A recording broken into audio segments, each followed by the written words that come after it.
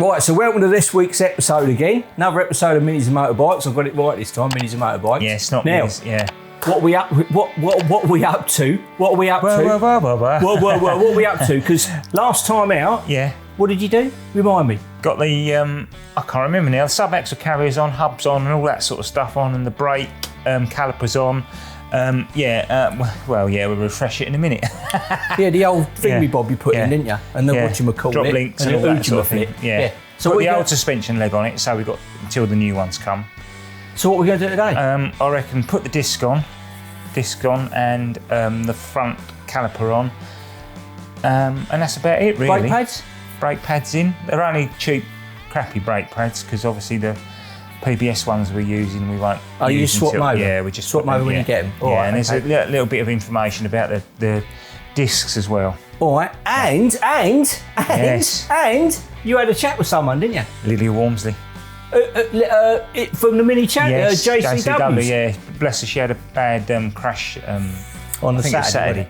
So she didn't get out on the Sunday. So she had time to talk to us on the Sunday, she really did. Well, it's a lot of all of them. And lucky for us, not her, that she did, because obviously we had someone to talk to all the other. It was just too hot. I mean, I've raced at Snetterton before, and it's just too much. You just want to sit in aircon or out the way. So. Well, we did say, didn't we, at the end of the last episode, we were going to talk to Bradley, and we were going to talk to Max and Harry, and one or two Alex of them, Denning as well. Yeah. But it was so hot. It's too hot. It was so hot. It's unbearable. It's like 40 degrees. Just wanted to get in the aircon. So we had a chat with Lydia. Anyway, let's crack on. Let's crack on and get started. Yeah. Right, brilliant. Yeah, good.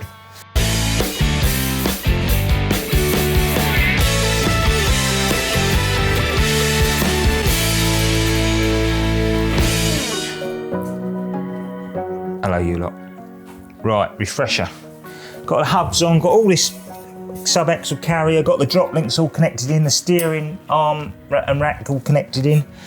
I've hung the brake caliper on a bungee so it takes pressure off the thingy. These aren't the struts, these are the old struts, they're not staying in. We're going to put obviously the new racing adjustable ones, but we haven't got them yet. So we're just going to put new disc on and pads on. That's about it really. So they're easy enough to take on and off when we get the new ones? Piece of cake, yeah. Piece of cake? Yeah. What sort of piece of cake? Victoria sponge. I quite like a Victoria sponge cake. With cream in it actually. What is it? It's still not... Strawberry or raspberry? See, I prefer strawberry. Yeah, see, now technically it should be raspberry. Yeah. Should be raspberry. Yeah. But I prefer anyway. Strawberry. Yes. Now... Well, it's not minis and cakes, is it? Unfortunately. No. All right. Yeah, so I'm a bit dirty because I've been busy. But yes, I digress. So... Are you getting down? Yeah, my knee's hurting at the moment. I twisted it on a pair of steps at work. Right, so we've got now the first thing is the discs. They were supposed to send us Comline discs because they've got a coating on them and everything else, so they don't rust. But that's what we got sent. But they're only cheap discs anyway.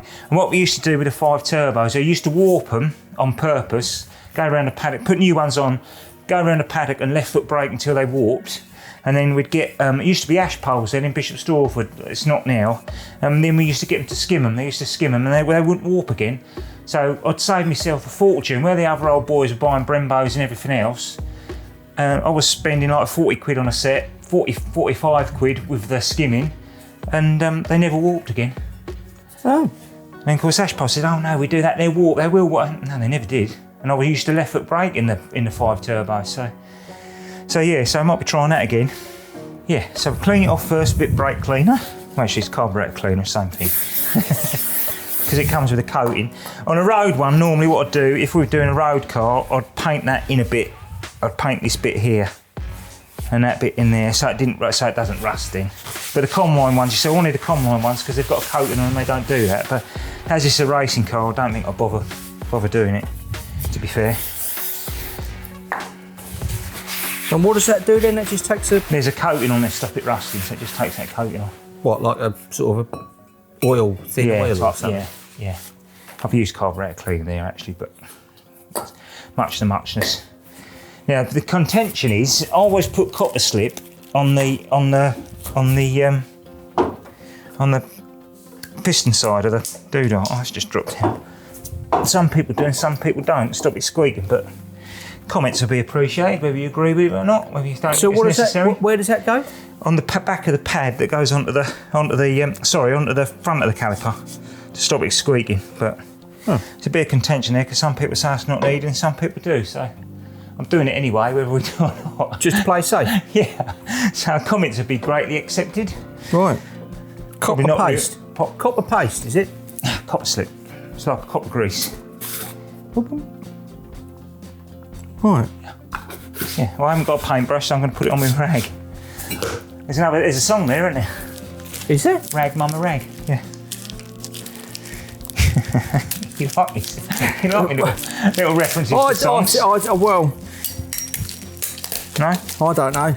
I really don't know. Look, they're real cheap. Are we pads. getting paid by the comments that we make about songs? No. No, Look, they're real cheap pads. I don't know if I've still got some here.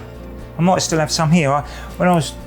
It's a real cheap when I pad. was racing again, Frodo gave us some pads and they were just a block and you used to have to cut them out with a hacksaw to the shape of the pad that you needed to fit in the car. And my God, they were superb. I still don't know what they were. I've got a feeling they were FP3000s or 2000s, I can't remember. But I used to have to cut them out. And I used to cut them out with a disc, but it'd take forever with the disc. It was quicker in the end to cut them out with a hacksaw. But they were just literally a bit of metal and you'd cut, because they never had these sort of tongs on it. It was just a standard shape. A bit useless information. Yeah, I'll tell you what, you're full of it tonight, aren't you? You're full of useless information. That's because I'm tired. Yeah. I'm tired, Mark. Tired. I'm tired. Right, we've got to take that off, obviously, to get the... What are you taking off? That's good. What are you taking off now? Oh, I can't think what it's called. I'm too tired to tell you. What, that black plate? Because obviously the disc won't go on with that. That's what the caliper slides on. It won't go on with that on, so we've got to take that off first. Yeah, I don't know if I'm going to have to take it all off. No, we don't have to.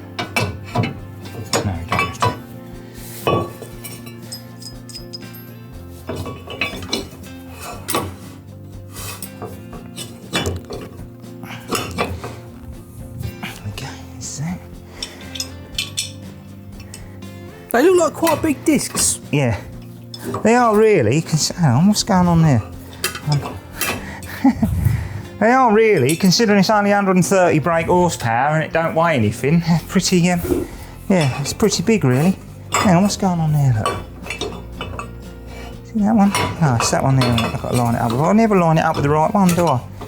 And obviously, it'd just be way over the top to start mucking around with like carbon fibre discs and all that. It's just I mean it would. Yeah, I mean the championship unnecessary and too expensive. Championship doesn't allow it. It's pointless on a 130 brake horsepower car. Weighs what, 700 kilos? Pointless. I need some bolts in here really, but might just have to do that up tight there. Oh, it's a really good quality one, that one, isn't it? There we go. It don't look right, does it? Oh no, perhaps it is. Perhaps it is.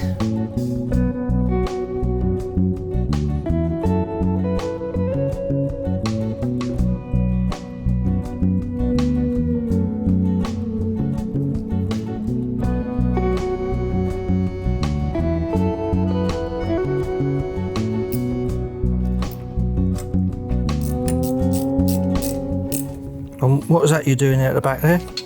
It's just tightening the bolts that hold that frame on that holds the brake caliper. Look, you had to move out the way. Move out the way to get the disc on, yeah. Get the disc on.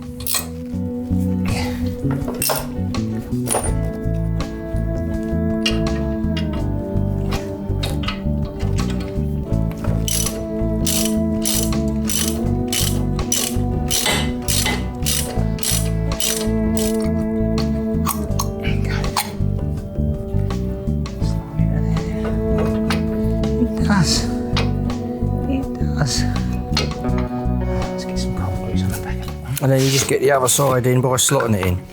And then I'll just slot that in and then get that bungee off the bungee off of it. So I'll take the strain off that. Just putting a little bit of copper grease on the back of it so it stops the old, I should put a bit too much on there, just so it stops the old squeaking. It's supposed to stop the squeaking with that piston. But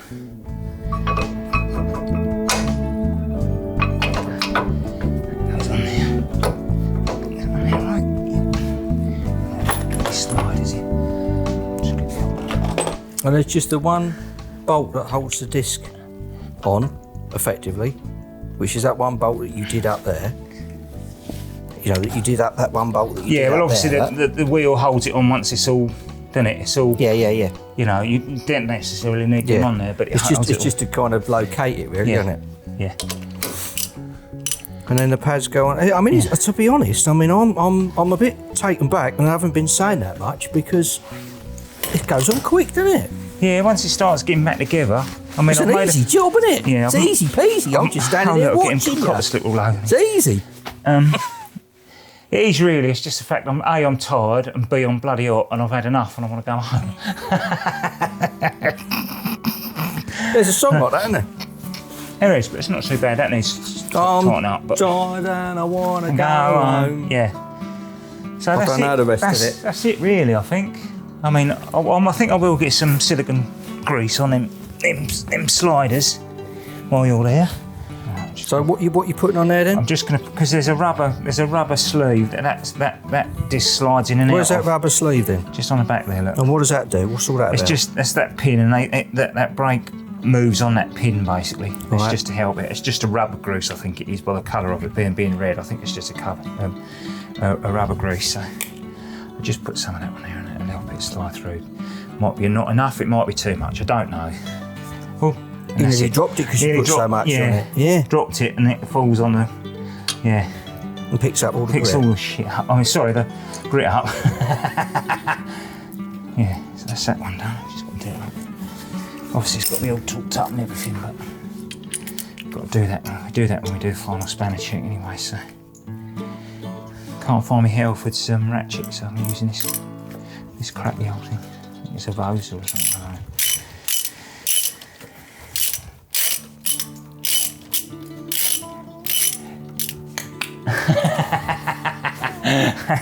Then we've got these bungs that go in them, obviously, and then that's about my top one done. Just got to do the bottom one now. And then we're there. And then it's just a repeat on the other side. Yeah, exactly. But as you say, when we get the new shock absorber, innit? Yeah. Get a new shock absorber. Yeah. You can just replace that quite easily. Yeah. It's not a big problem there with all the spring on the top and all that. It's not a big problem. No, it'll be a lot easier. I'll get that bottom one out now. And have a little job done then. Have a little job done. So it's coming together. Yeah. I think next week we'll start organising all the bolts for the back end. Eventually, Liz, at Classic Plating, we might actually end up plating majority of them. But you know, because if you remember rightly, I ordered a load of bolts for underneath, didn't I, for the subframe. Mm. And me being me, didn't look at it. I thought it was a special deal for 2, and I bought 2 lots of. Anyway, we ended up with a fortune on. Spent about 90 quid on bolts. But the lucky thing is, I think they're exactly the same bolts as what we use for the swing arms on the back end. I think they're exactly the same. So right. That's less to plate. So we've only got to plate a few. So it might even be better for Liz and and Classic Plating for all your Classic Plating needs. Down in Dawlish? Yeah. Dawlish, wasn't it? I think it was, Just outside Exeter? Yeah, because we've let her down really, because they were kind enough to send us that kit and we still ain't done it yet. But we haven't forgot about it, Liz. We are going to do it and we will, you know, we will. We will do it. We'll probably do it on the bench, won't we? Yeah, I'll probably do it at home on me island at home. Yeah. Because you can set up a cam and just leave it and, you know. Right. So you just got a few bolts up, a few bit of doing up and tightening up there. Yeah. So why don't we now head over to Snetterton? Oh yeah, see Lydia. And have a lovely Lydia. Yeah. Right. See you in a bit.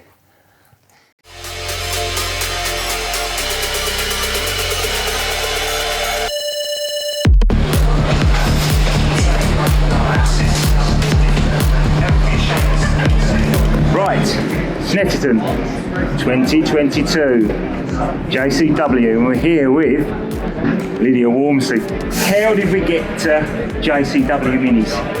Well, long story short, started karting at 7 and then began racing cars at 14 and then moved into Mini Coopers at 16 years old, which is basically obviously just a standard Mini Cooper on slick tyres, and then did that for 3 years and then moved into this. Excellent. And this is a whole new step from a Mini Cooper, to be honest. The step up from the Mini Cooper is a massive step up, isn't it? Because these are nearer to touring cars than they are Coopers, aren't they? They are. Lap times aren't aren't actually that far off to touring cars. I thought that when I first saw them at the Mini Fest one year, I thought, off the mark, they're not far off. No. They're not far off at all. No. This weekend, you're not racing today, obviously. No. So would you like to tell us what happened? Not really. So obviously... Have they called you farmer, Lydia? Yeah, no, well, I didn't do any farming. I just went straight into a barrier at turn 1, and unfortunately, irreparable damage at the track. So it needs to go on a jig and be properly done away from the circuit. So yeah, resting up today, but back at Silverstone, so that's good. That'd be good. So setup-wise, have you got? There isn't a constant setup to it, is there? It changes from circuit to circuit.